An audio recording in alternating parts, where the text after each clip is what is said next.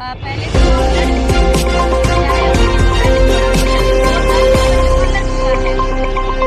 तो वो लोग काम क्या किए हैं इतना दिनों में नहीं किए हैं ये देखा जाएगा। और देखिएगा आप घाटशिला विधानसभा क्षेत्र हो या फिर पूरा झारखंड हो, अगर आज हमारे पिताजी का भी पुण्यतिथि है, तो अनगिनत अनगिनत लोगों ने अपने जीवन का त्याग किया है इस राज्य को बनाने के लिए, तभी जाकर ये राज्य मिला है। लेकिन उसके बाद दुर्भाग्य यही है कि आज की सरकारें जिस उम्मीद के साथ राज्य को बनाया गया था उस उम्मीद पर कहीं खरी नहीं उतर पा रही है।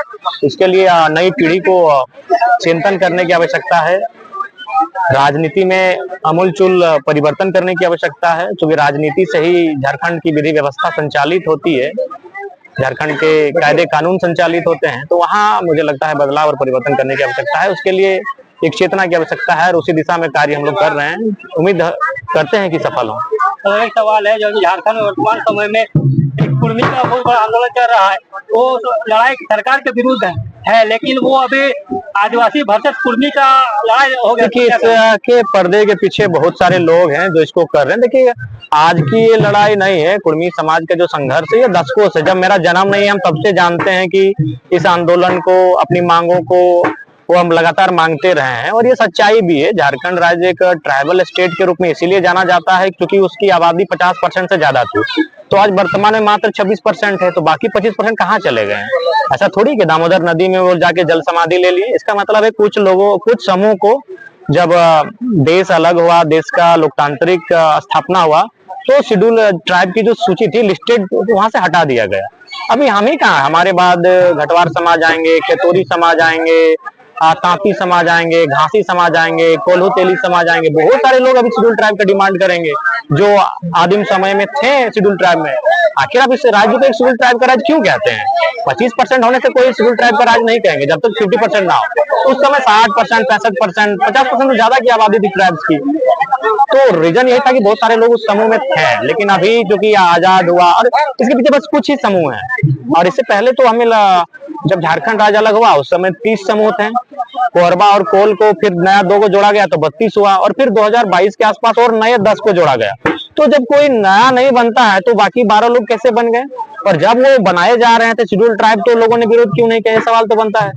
इसलिए नहीं किया क्योंकि लोग छोटी छोटी आबादी में है, उनको लगता है कुर्मी एक बड़ी आबादी के साथ जाएगी तो प्रभाव करेगी, और ज्यादा कुछ नहीं है। बस यही है कि कुर्मी बड़ी आबादी के साथ शेड्यूल ट्राइब की सूची में जाएगी, इससे प्रभाव जो लोग अभी शेड्यूल ट्राइब में हैं और जिन जो विशेष रूप से इस चीज को अपने नियंत्रण में रखे हैं उनको दिक्कत है। बाकी आप जाइए ना पहाड़िया से पूछिए, हमारे गांव के बगल में बिरोर है, बिरजिया है, बैगा है, बतोड़ी है, ये छोटे छोटे समूह हैं आदिवासियों के, वो उनको कोई आपत्ति मतलब नहीं है। जो 2-4 समूह ही है वही लोग विरोध कर रहे हैं और वो उनसे करवाया जा रहा है।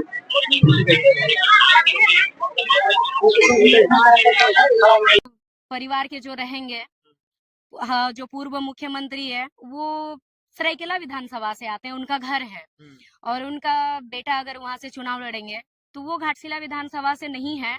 और जो पूर्व मंत्री थे जिनका देहांत हुआ हाल फिलहाल में, उनके बेटे जो हैं उनका भी अगर घर देखा जाए तो वे भी उस घाटशिला विधानसभा क्षेत्र के नहीं है। हो सके वहां के लोगों के ऊपर एक, देखिए हम लोग जा करके वहां पर समझा सकते हैं, उस घाटशिला विधानसभा क्षेत्र के नहीं है। हो सके वहां के लोगों के ऊपर एक, देखिए हम लोग जा करके वहां पर समझा सकते हैं, बता सकते हैं। और स्टार प्रचारक देवी मातो, पूजा मातो होंगे जी, होंगे, लेकिन ये बात पहले पूरा होने दीजिए। तो वहां पर जा करके लोग भी, वहां के लोग देखेंगे कि हम लोग को क्या करना है, क्या नहीं करना है। और दूसरा बात है कि एक, वो लोग बहुत आर्थिक स्थिति से बहुत मजबूत लोग हैं। इस बार जो हमारा पार्टी से जो उतरेंगे, शायद मुकाबला कैसे कीजिएगा?